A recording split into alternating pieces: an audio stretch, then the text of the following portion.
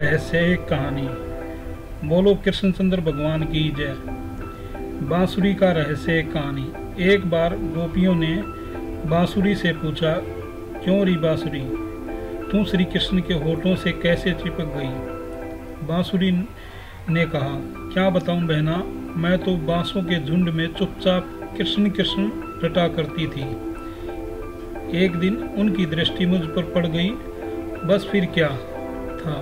पहले तो उस छलिए ने मुझे मेरे कुटुंब से अलग कर दिया, फिर मुझे काटा और छाटा। पीड़ा तो बहुत हो रही थी, परंतु मैं कृष्ण कृष्ण करती रही। फिर भी उनका मन न भरा तो मेरे अंदर जो भी कुछ था वह सब निकाल बाहर फेंका, और तब भी मैं प्रेम दीवानी कृष्ण कृष्ण करती रही।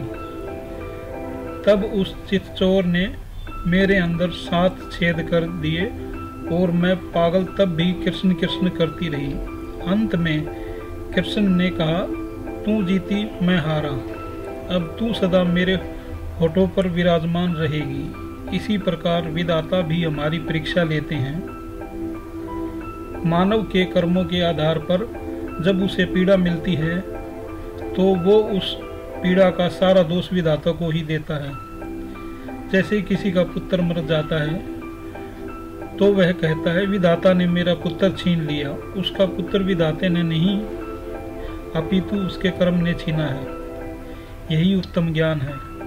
मानव उसी समय परीक्षा में असफल हो जाता है, परंतु इस कहानी में बांसुरी सफल हुई और श्री कृष्ण जी को प्राप्त कर सकी। इस कहानी में सबसे पहले श्री कृष्ण जी बांस को काट कर झुंड से अलग कर देते हैं, परंतु जब इंसान का कर्म उसके परिवार से अलग कर देता है और उसका सारा दोष भगवान को दिया जाता है, जो कि पूरी तरह गलत है। हमारे साथ जो हो रहा है या जो होगा वो हमारे ही शुभ अशुभ कर्मों का मिश्रण होता है।